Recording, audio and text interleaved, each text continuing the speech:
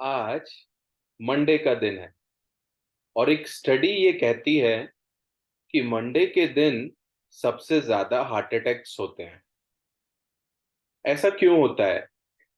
मुझे ऐसा लगता है कि जब सैटरडे और संडे के बाद हम मंडे अपने काम पर जाते हैं और आधे अधूरे मन से जाते हैं, यानी कि एक ऐसा काम जो कि हमारा पैशन नहीं है, हम ऐसा काम जब करते हैं तो आधे अधूरे मन से करते हैं।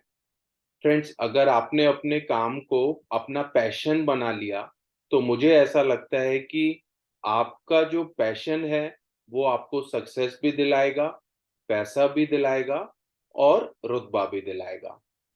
इंश्योरेंस भी इसी तरीके से मेरा पैशन है। मुझे ऐसा लगता है कि अगर आपने मुझे रात को 2 बजे 3 बजे भी जगाकर और अगर मेरे साथ 2 3 4 घंटे भी डिस्कशन किया इंश्योरेंस से रिलेटेड, तो मैं बहुत आराम से कर पाऊंगा। तो सेम वे पैशन को भी मैं ऐसे ही डिस्क्राइब करता हूं कि अगर रात को अगर आपको कोई 2 बजे 3 बजे जगाए और आपसे उस काम से रिलेटेड डिस्कशन करें और आप बिना थके और बिना एक भी उबासी लिए अगर उसके बारे में डिस्कशन कर पाए तो दैट मीन्स वो आपका पैशन है। नमस्कार दोस्तों, मेरा नाम दीपक जैन है और मैं हूं founder infinity gains LLP. Friends, 1997 से इंश्योरेंस सेक्टर में काम कर रहा हूं और 2021 में इन्फिनिटी गेन्स एलएलपी की शुरुआत की, इस सोच के साथ कि इंडिया के जो 50 लाख इंश्योरेंस कंसल्टेंट्स हैं उनको सही गाइडेंस और सही हैंड होल्डिंग और सही मोटिवेशन दिया जाए। फ्रेंड्स, आज हम बात करेंगे टर्म प्लान का पूरा सच। तो टर्म प्लान के बारे में क्या हमारी क्वेरीज हो सकती हैं? हमारे अपने पुराने एक्सपीरियंस के बेस पर, पूरे 25-26 साल के एक्सपीरियंस के बेसिस पर हमने 10 ऐसे क्वेश्चंस नोट किए हैं, पेन डाउन किए हैं, जो कि क्लाइंट की तरफ से पूछे जाते हैं और बहुत सिंपल भाषा में बिना कोई कट के या बिना कोई रीटेक के कोशिश करूंगा कि इन 10 क्वेश्चंस को आपके सामने पढ़कर और इन 10 क्वेश्चंस का रिप्लाई जो है वो आपको मैं दे पाऊं। तो सबसे पहला क्वेश्चन जो आता है वो है टर्म प्लान है क्या? तो फ्रेंड, जब भी हम टर्म प्लान की बात करते हैं तो टर्म प्लान एक ऐसा प्लान है जिसको कि हम कहते हैं फाइनेंशियल फ्रीडम की। जब हम बात करते हैं तो फाइनेंशियल फ्रीडम में हम बात करते हैं tip plus hip plus hip. तो फाइनेंशियल फ्रीडम का जो पहला स्तंभ है वो है टर्म प्लान। टर्म प्लान है क्या?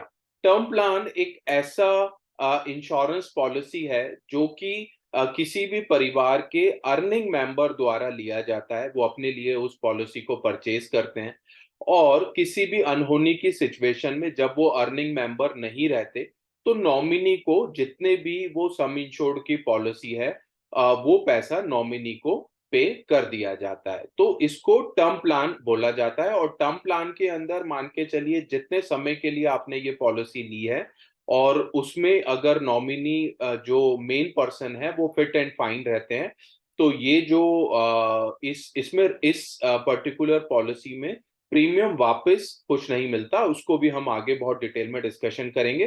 फिलहाल हमने जो फर्स्ट क्वेश्चन डिस्कशन किया वो ये कि टर्म प्लान है क्या। तो टर्म प्लान में जो भी मेन पर्सन है उसके साथ अनहोनी हो जाने की सिचुएशन में नॉमिनी को वो पूरा सम इंश्योर्ड मिल जाता है।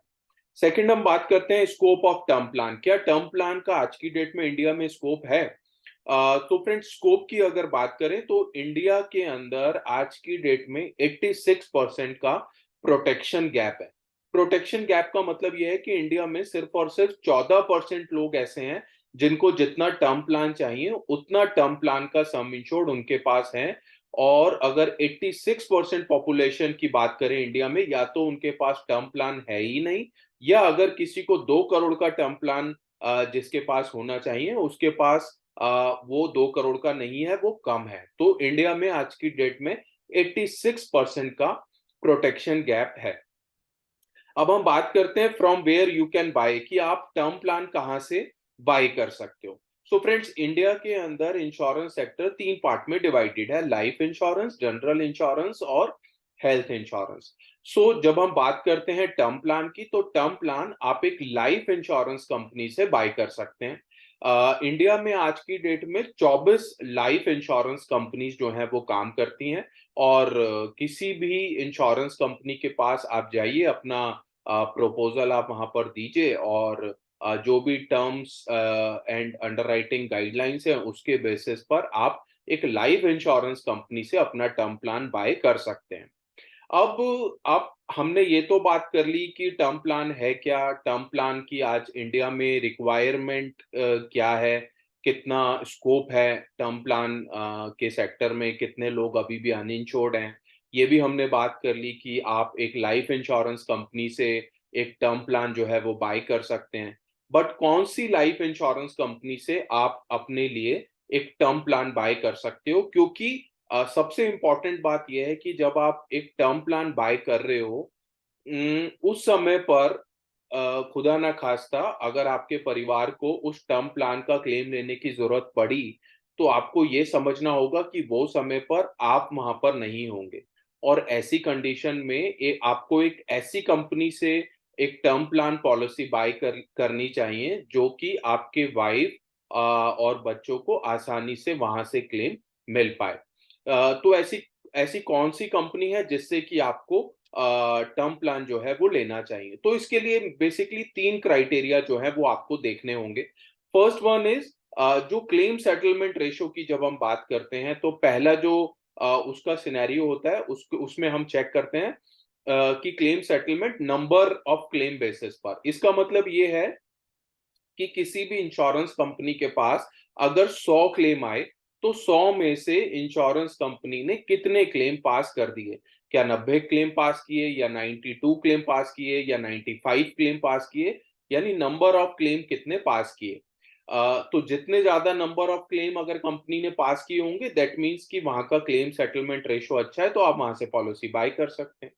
दूसरा, जब हम बात करते हैं तो क्लेम सेटलमेंट रेशियो अमाउंट के बेसिस पर हम बात करते हैं। इसका क्या मतलब है? इसका मतलब ये है कि किसी भी लाइफ इंश्योरेंस कंपनी के पास अगर 100 रुपए के क्लेम आए, तो 100 रुपए के क्लेम में से इंश्योरेंस कंपनी ने कितने अमाउंट के जो क्लेम है वो पास कर दिए। यानी 100 रुपए के क्लेम आए तो 97 रुपए के क्लेम पास कर दिए, या 98 रुपए के क्लेम पास कर दिए। अब कई कई बार होता क्या है कि इंश्योरेंस कंपनीज अपना क्लेम सेटलमेंट रेशियो को अच्छा दिखाने के लिए जो कम अमाउंट के जो क्लेम होते हैं वो तो पास कर देती हैं, बट जो बड़े सम इंश्योर्ड के केसेस होते हैं उसको पास करने में थोड़ा दिक्कत करती हैं। तो इसलिए आपको नंबर और अमाउंट दोनों बेसिस पर ये क्लेम सेटलमेंट रेशियो को देखना होगा। अब हम बात करते हैं सॉल्वेंसी रेशो की। सॉल्वेंसी रेशो आईआरडीएआई की तरफ से दिया हुआ एक ऐसा रूल है जहां पर कि किसी भी इंश्योरेंस कंपनी को अपना सॉल्वेंसी रेशो मेंटेन करके रखना होता है। इसको 1.5% या 150% भी आप कह सकते हो कि ये होना चाहिए। अब इसका मतलब क्या है? तो सॉल्वेंसी रेशो का मतलब ये है, सपोज करिए कोई भी एक लाइफ इंश्योरेंस कंपनी है और उसने 100 पॉलिसीज की, और 100 के 100 क्लाइंट के टर्म प्लान के क्लेम आ गए। अब ऐसे में इंश्योरेंस कंपनी को इतना अपने पास अमाउंट जो है वो रखना होता है, ताकि वो उन 100 के 100 क्लाइंट्स को उनका क्लेम अमाउंट जो है वो पूरा दे पाए, और उसके बाद भी उनके पास 50% जो अमाउंट है वो बचे। तो इसको सॉल्वेंसी रेशो बोला जाता है। तो आपको किसी भी लाइफ इंश्योरेंस कंपनी से टर्म प्लान लेते हुए ये 3 चीजों को जरूर देख लेना चाहिए। अब हम बात करते हैं कि टर्म प्लान कितना होना चाहिए। ये क्वेश्चन काफी रेज होता है। मेरा हमेशा से ये मानना है कि आप को लाइफ इंश्योरेंस टर्म प्लान लेते हुए या हेल्थ इंश्योरेंस लेते हुए कभी भी ये नहीं सोचना चाहिए कि मुझे अपनी एनुअल इनकम का 10 टाइम्स मैं लूं या 20 टाइम्स लूं। मेरा सजेशन हमेशा ये है कि आपके इनकम के बेसिस पर आपको जितना ज्यादा जो टर्म प्लान का सम इंश्योर्ड है वो मिल जाए, तो आपको ले लेना चाहिए।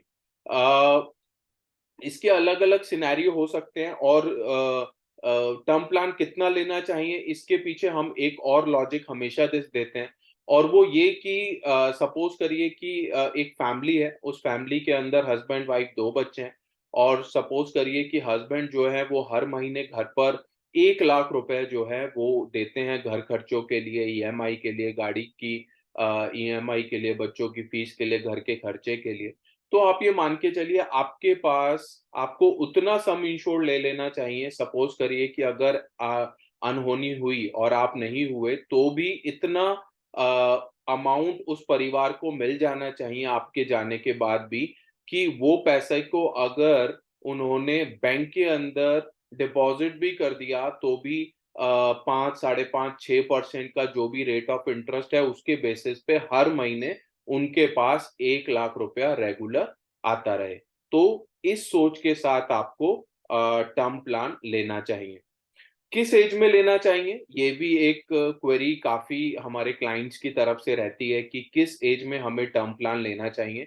हमारा ऐसा मानना है कि जैसे ही आप अपनी जॉब या बिज़नेस स्टार्ट करते हैं, सेम उसी एज पर आपको ये नहीं सोचना कि मैं 35, 40 या 50 पर जाकर टर्म प्लान लूँगा। अगर आप ऐसा करते हैं, तो आप उसमें अपना ही नुकसान कर रहे हैं, क्योंकि टर्म प्लान के अंदर आप जिस एज में भी एंटर करते हैं, वही प्रीमियम आपके आने वाली पूरी जितना भी आप एज के लिए वो टर्म प्लान लेते हैं, उस एज तक के लिए उसका प्रीमियम जो है वो फिक्स हो जाता है।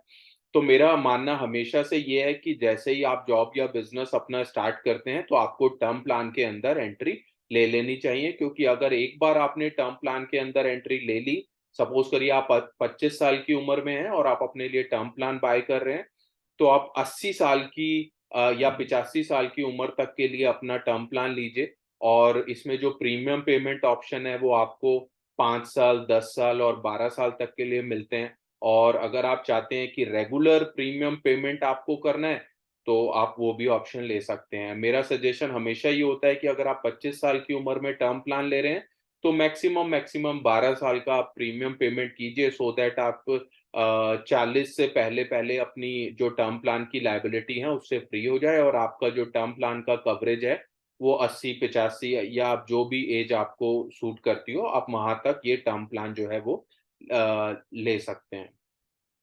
किस एज में हमें टर्म प्लान लेना चाहिए, ये हम डिस्कशन कर चुके हैं। और व्हाट अबाउट प्रीमियम?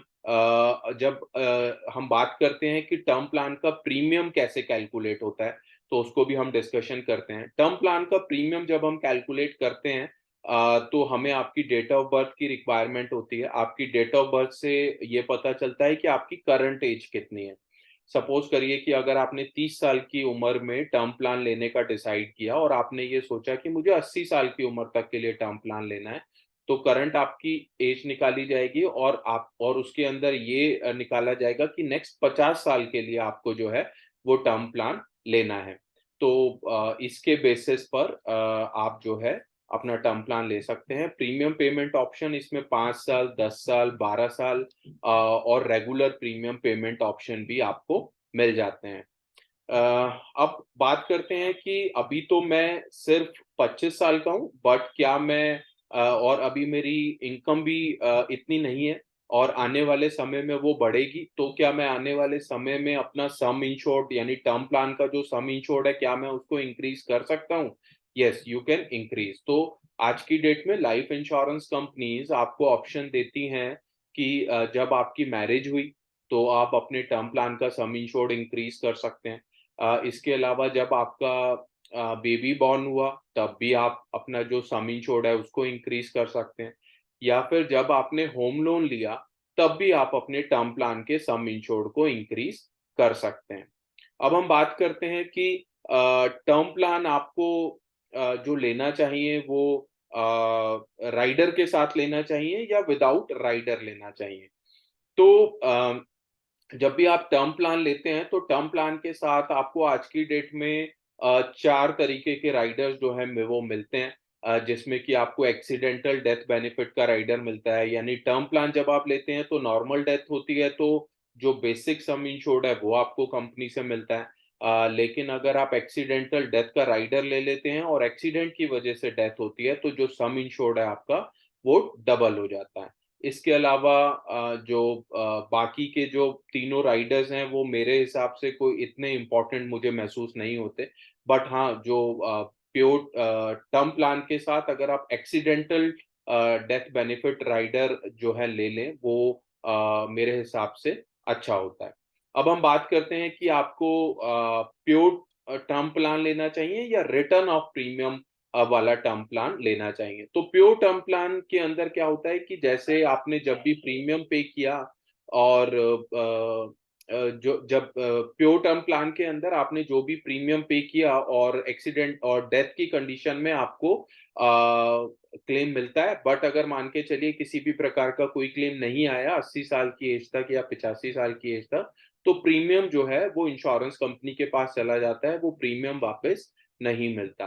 बट लेकिन जब हम बात करते हैं रिटर्न ऑफ प्रीमियम की, तो वहां पर ऐसे ऑप्शंस होते हैं कि जहां पर अगर जिस एज तक भी आपने सम इंश्योर्ड लिया है उस एज पर अगर कुछ नहीं होता तो वहां पर इंश्योरेंस कंपनी आपको आपका प्रीमियम वापस भी कर देती हैं। बट ये जो है थोड़ा सा इसका प्रीमियम थोड़ा आपको कॉस्टलियर साइड पर पड़ता है। तो हमारा सजेशन हमेशा से ये है कि आप प्योर टर्म प्लान लीजिए और जो भी आप उस प्योर टर्म प्लान का जो भी आप प्रीमियम पे कर रहे हैं उसका 10% जो है वो आप सिप के थ्रू यानी म्यूचुअल फंड में आप इन्वेस्ट करना स्टार्ट कर देंगे।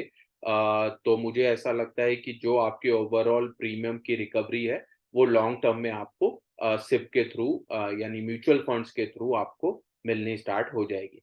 सो फ्रेंड्स, आज हमने डिस्कशन किया जो 10 ऐसे क्वेश्चंस हैं जो हमारे क्लाइंट्स जब भी टर्म प्लान बाय करते हैं तो उनके मन में ये क्वेरी रहती है।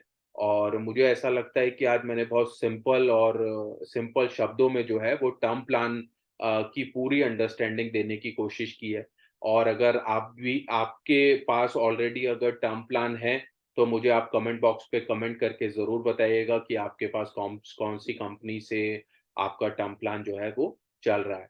सो फ्रेंड्स, आज मंडे का दिन है और 9 अक्टूबर 2023 का दिन है और फर्स्ट 6 महीने H1 के जो पहले 6 महीने थे वो हमारे और हमारी टीम के सपोर्ट के साथ बहुत सक्सेसफुल हम लोगों ने क्लोज किए और H2 में अब ऑलरेडी स्टार्ट हो चुका है और ऑलरेडी हम लोग अक्टूबर मंथ के अंदर आज 9th डे पर हैं। आज मंडे का दिन भी है और मंडे का दिन हम लोग सेलिब्रेट करते हैं एज़ अ लॉगिन डे की तरह। और अगर आपको अगर ऐसा लगता है कि किसी भी प्रकार की अगर आपको कोई रिक्वायरमेंट महसूस हो रही है इंश्योरेंस से रिगार्डिंग और अगर आपको ऐसा लगता है कि अभी आप इंश्योरेंस सेक्टर में आपने एजेंसी तो ले ली है बट अगर आप उस एजेंसी को अभी तक भी सक्सेसफुली चला नहीं पा रहे हैं, तो आप बेझिझक होकर डिस्क्रिप्शन पर लिखे हुए नंबर्स पर मुझसे या मेरी टीम से कनेक्ट कर सकते हैं। सो फ्रेंड्स, एक्सपेक्ट करता हूँ कि आप लोगों का दिन शुभ होगा। Thank you so much.